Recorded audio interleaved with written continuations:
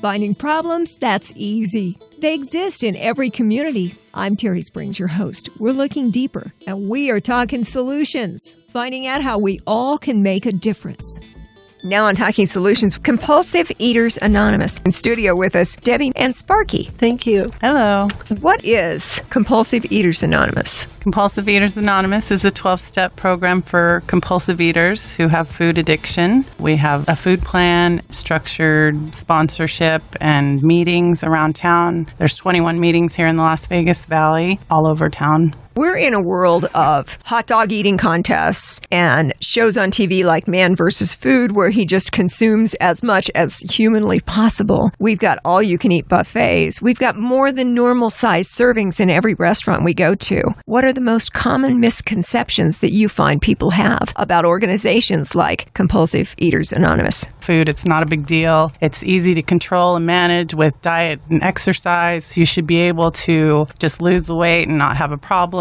But for some people who have an addiction, who have the compulsion, once they start eating, they can't stop. It's like alcoholism. And for us to be promoting that, I think is really sad. For me, my problem is once I start, I can't stop. And when I wanted to stop, I couldn't. I knew at 13 years old that I had a compulsion to eat. Once I went to put my plate away in the kitchen and I got 5 plates of food and I sat on the couch crying, thinking, I don't know why I can't put my plate away. And I was over 198 pounds at 13 years old. Well, you're not a large size now, and I'm sure that people who don't have any kind of a food addiction don't understand your point of view. They're like, what is the big deal? Just put the food away, put the plate down, put the fork down. Yeah, it's just like telling an alcoholic not to drink or a drug user not to use. It is, for me, a drug, and I got suicidal to the point where I wanted to kill myself. That's how deadly it is for me. A lot of health issues come with it, a lot of other concerns. People think it's just food. What's the big deal? We should be able to handle and control it, but a lot of people can't. And they don't even know they can't.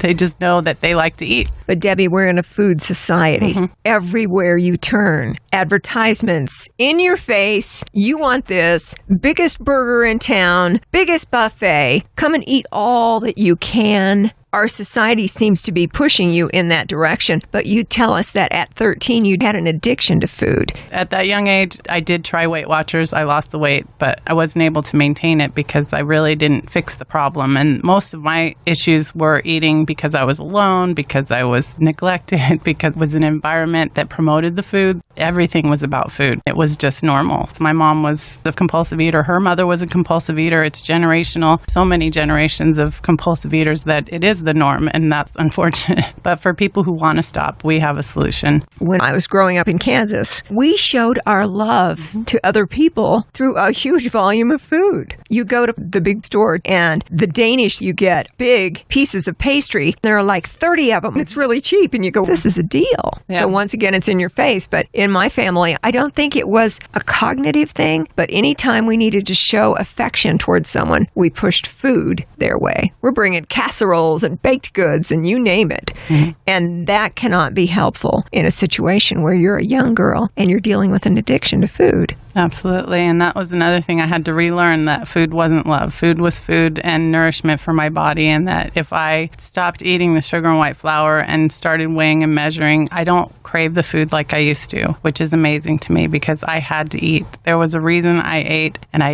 and not to just satisfy my body. It was always to fill myself with love. I had a spiritual malady, I learned, but I wanted to fill that God hole with food, and only God can fix that. I had to rely on a higher power in order to stop eating compulsively. Did some kind of mental health assistance pull you out of it? Working the steps and working with the sponsor and talking about the program. The 12 steps, I think, are universal. They work for every addiction out there. So if it could work for my other addictions, then it could work for my food addictions. Today on Talking Solutions, we are discussing Compulsive Eaters Anonymous. And in studio, we've got Debbie. Also, Sparky, what is your connection to this organization? It's been a lifesaver for me. I came into program a little over 4 years ago. I had tiptoed around it a few years before that, but I really didn't work the steps. I really didn't get to the emotional problem of my eating. I was there for a diet. What I've learned this trip around is the more I put forth in the writing, working working the steps, doing the program as it's laid out, the more I address the emotional part of my eating. Others are notoriously giving out cookies for boo-boos. Mine was no different. So I didn't learn to deal with my emotional problems. And coming from an abusive home, it began to be my total satisfaction.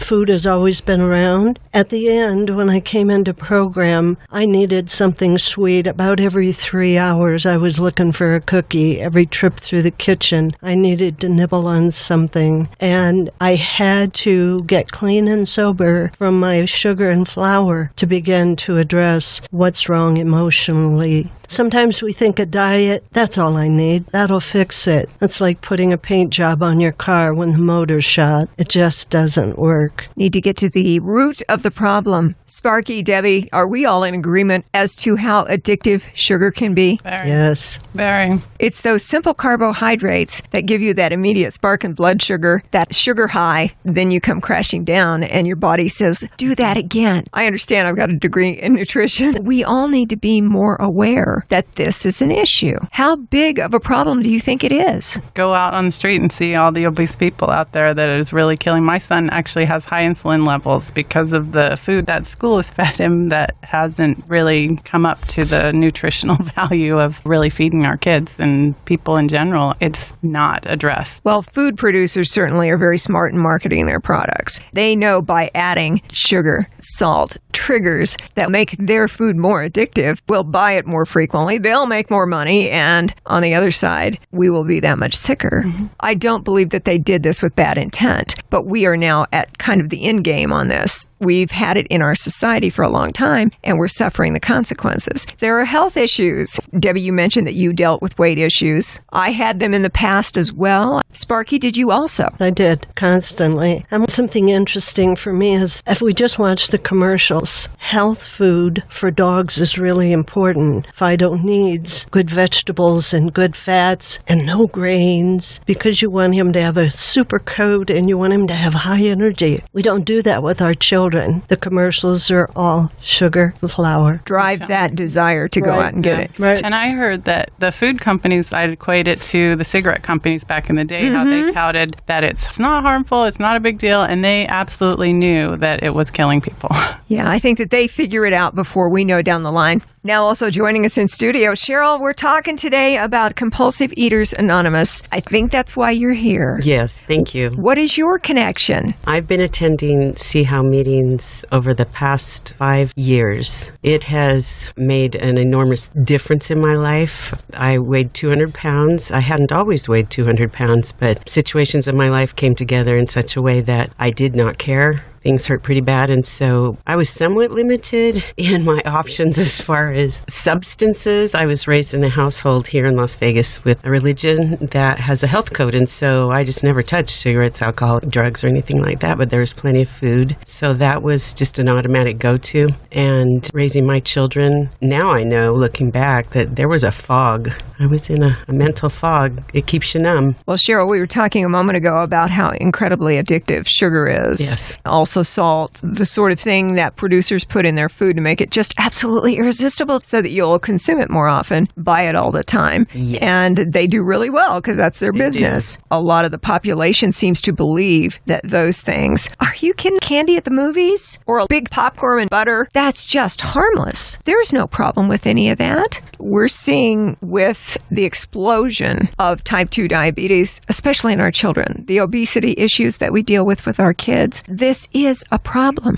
How long has Compulsive Eaters Anonymous been around? 1996 was when it started. They broke away from OA. We're different from OA because we wanted a structured food plan. OA, I believe, gives them options of what food plan to pick. For me, I would be eating ice cream daily. You'd say all of the food options. Yes, I like having structure and discipline. I will do whatever it takes to stop eating compulsively, and I'm willing to go to any lengths. You give me a food plan, I will do whatever I need to do to make the food plan work. I can be successful, and I haven't had sugar and white flour in over 11 years, which is a miracle, and it's only by the grace of God. I know that because I could not stop eating. Cheryl, I know you mentioned just a moment ago, you called it CEA-HOW. Yes. What does that stand for? Well, it's really CEA-HOW, Compulsive Eaters Anonymous, honesty, openness, and willingness. And talking about the measured portions, I was never willing. I preferred a chaos to my food. In fact, the way that I lived was quite chaotic. And after a while, I'm a lot older than Debbie, 61. I've had enough decades of sugar and flour to the point that I'm willing to give it up. I'd like to interject here. I'm an elementary teacher, and the school at which I teach, I have children who during PE cannot run. One little first grader in particular, confused as to why he's not able to physically do what others do. When they come to see me, they sit on the floor because of what I teach. We don't use desks, and multiple children cannot sit on the floor with their legs crossed. It's too painful, or they can't actually get them in a position to be able to sit that way. So getting to the point where you're willing to do whatever it takes, which is different than the bizarre things you've tried in the past. Okay, I will try structure and eat healthy food. Ultimately, it comes down to that instead of the bizarre things I'd tried in the past. Planning is key for all kinds of things, especially our nutritional approaches. Debbie, you mentioned OA. For people who aren't aware, I'm sure that is Overeaters Anonymous. And you're telling me that just over 20 years ago, Compulsive Eaters Anonymous broke free to form a different organization. And that one of the differences is you're giving that planning that I'm saying is so important to help. How does it work? Do you have meetings where you have a lot of kindred souls who are all going through similar experiences so you can share your thoughts? We do have meetings. We encourage newcomers to get a sponsor, and they talk daily and commit their food and work with a sponsor with the food plan in order to get to a manageable weight and then go to maintenance. So we have ongoing support to do that on a daily basis. I get to talk to my sponsor and talk about the things that will potentially make me eat, like my disease. She can point that out. I can't see that myself. When you are in the throes of this extreme addiction to food, is it a feeling of being totally alone? There's nobody to help me. There's nobody that understands. Yes, I felt very isolated and alone. I was alone physically and emotionally. I didn't know anybody who understood what I was going through. And even when I tried to stop, I couldn't. I wanted to stop and I couldn't. Well, because you get the feedback from society that it's not that big a deal. Just stop eating and you'll be fine. But they don't tell you how to stop. That's what we do. We tell you how to stop if you want to. Well, in the midst of this profusion of food, how does one step out of this is way over my head, I'm all by myself, I try every morning when I get up and then I blow it and we're into another day of me doing things that aren't good for my health. How does somebody pull out of that and come to you? Just show up to a meeting and you're scared. Get a sponsor, right? Get on the radio. That's right. That's why you're here. Right. Well, I know I felt that there was something wrong with me because you look at the magazines, try this diet, look at this person, this works and this works. And for me, if you take the food away, it's like pulling the pacifier out of my mouth. And I was so angry the first time I went. I remember turning to a lady and saying, I'm so scared, I'm so angry. Well, no little commercial program, no magazine article is going to help you deal with emotional reasons for eating. And that's what the support does, because I'm not insane to the people in the meeting. They totally get it. They do. And so you can comfort each other that way, and you benefit from one another's experience. So perhaps for the first time in your life, you don't feel alone. You're at home. You feel at home. These are my people. This is my tribe. And they're wrapping their arms around you and saying, we're all in this together. Yeah. You have a website where people can get more information? Yes, it's CEA-HOW.org, and the tab is Find a Meeting, and just type in the location, and it'll give you a list of meetings in town. I will make sure that the links, all the stuff you need, are available on our Talking Solutions Facebook page, along with podcast of our discussion today. So that's step one. Go to a website. Is there a phone number where someone could call? Yes. Each meeting has the name of a person, a first name, and a telephone number that is like the secretary for that meeting, and so you can call and talk to them. That was my first experience. So you made a phone call and said, I've heard about you guys, and I really think I could use some help. Also, the thing that we see as compulsive eaters is we get so deep in our shame and our guilt And the more people are condescending, saying things like, oh, you can have just a bite, or why don't you just push back from the table? It just multiplies in us because already our self-esteem is so low and we are incapable of pushing back. All of that ties into being alone and isolation within the disease. And when you come to a meeting and there are 20 or 30 people there who have lived and walked a mile in your shoes, they're your people. They really are. They're your family. They're there to help. They get it. And once we follow our food plan, which is fabulous and huge, once we take hunger out of our situation, you have to say to yourself, if I'm not physically hungry, why am I eating? Then we get to work on the emotional and the core spiritual. issues. Yeah. Absolutely. Because there's a difference between hunger and appetite. Appetite can be whipped up by all of those commercials and all that stuff that's in our face. And there's a lot of ways we can be spurred into eating, especially if you're already oriented that way. You're an easy touch. So at this point, as we take people through the path, they've either gone to the website or they've called a number and they said, I could really use somebody who understands. Debbie, you mentioned there are food plans. So for instance, since I'm primarily plant-based, maybe I could find something. Yes, Sure. absolutely.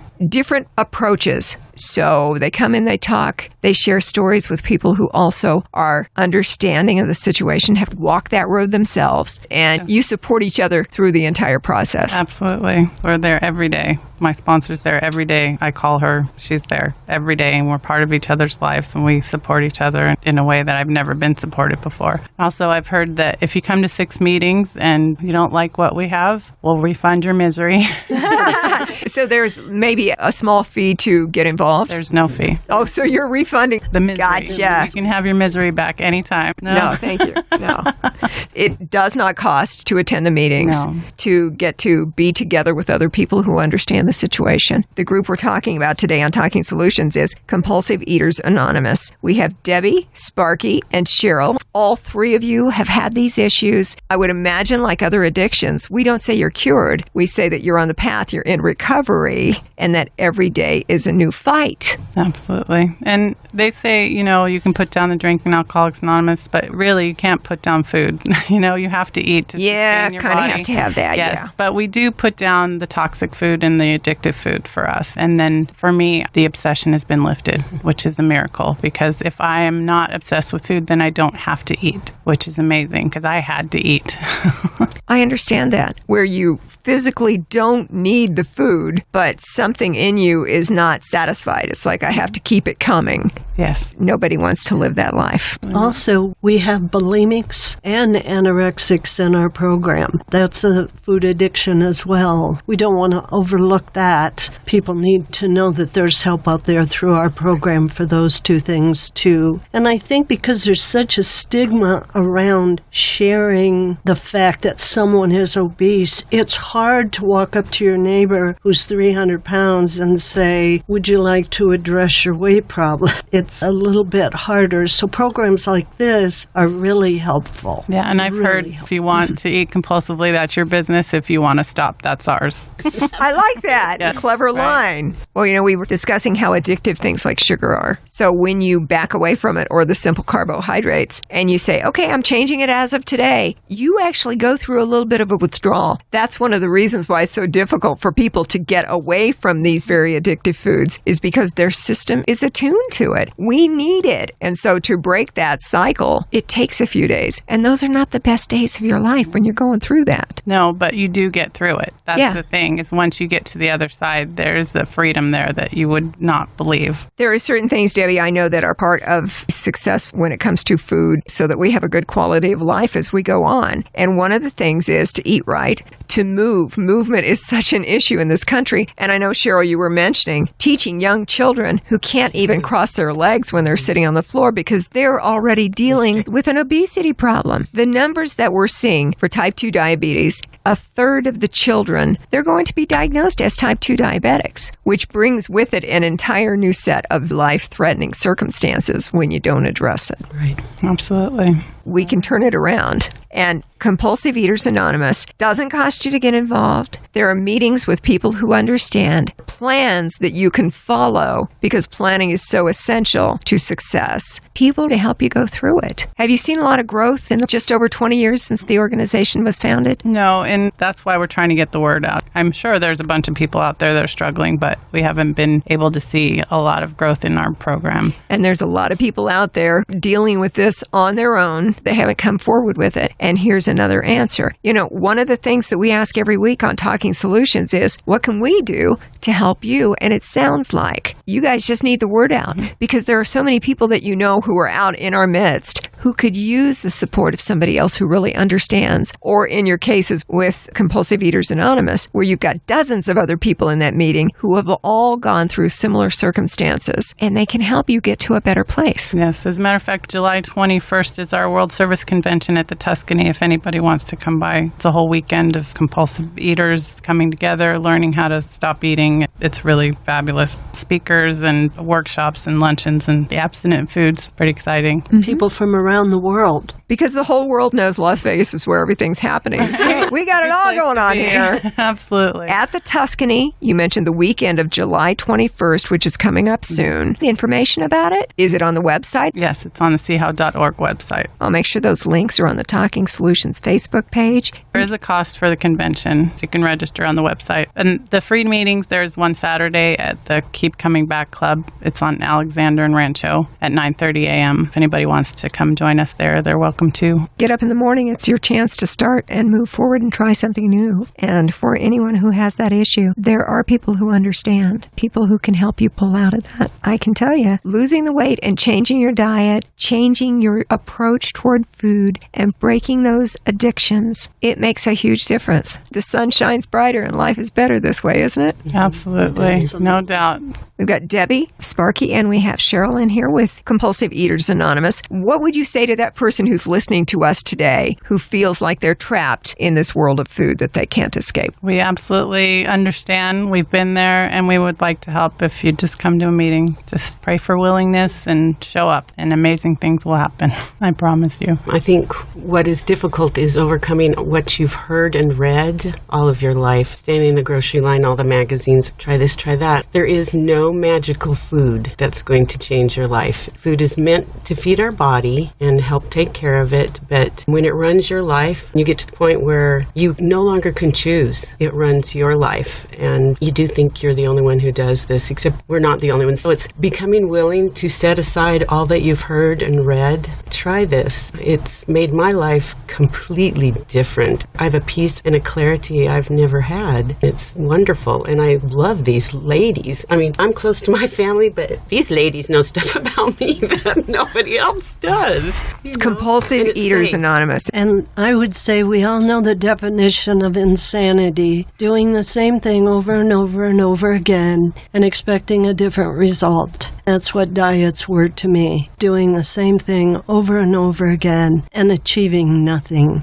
This is something different. Break that cycle, and you get to work on the reason why I overeat. That has meant more to me than anything, that discovery. Your addiction can become the best thing that's ever happened to you because of what you learn from it. We do it one day at a time. Yeah. That's for males, too. We don't want to get the idea that it's just females. We have several men in the program that are doing awesome, just awesome. We all can share those problems. It's Compulsive Eaters Anonymous. You really can change your issues with food. And that addiction, you can overcome it, and you can have a better life. Compulsive Eaters Anonymous. Debbie, Sparky, Cheryl, am I forgetting anything? Well, it is a day at a time. You don't fix it. You can lose the weight. I've done that. But nobody shows you how do you keep it off. And so coming in and thinking, I'll just go through this once and be done. No, this becomes a way of life, but it enlarges your life, definitely. Makes your relationships better. I work better. I get up earlier. I get my mail every day. That's a big deal for me. Chaos starts to dissipate and everything's much better. Your life is better when you get it under control. You become an inspiration to with someone else when you're able to do this. Get involved with a group like Compulsive Eaters Anonymous. Free to come to the meetings. We're going to make sure we've got the links for the website. Also, you've got a big convention that's going to be at the Tuscany July 21st, where you can actually meet up with people from other countries. It's not just an American problem, although it looks like we're on the leading edge of having an issue here with the explosion of type 2 diabetes and those food-related issues. There are answers out there. I appreciate you coming in to tell your stories, and I really do believe that we are going to connect with people who have these problems, but they haven't been able to take that step. It's not hard. There are people who can understand, who will empathize because they're going through it too. Compulsive Eaters Anonymous. Free meetings all the time around the valley that you can get involved with. Plans to help you to get over those addictions. Debbie, Sparky, Cheryl, thank you so much for joining us today on Talking Solutions. Thank you for having us. Having us.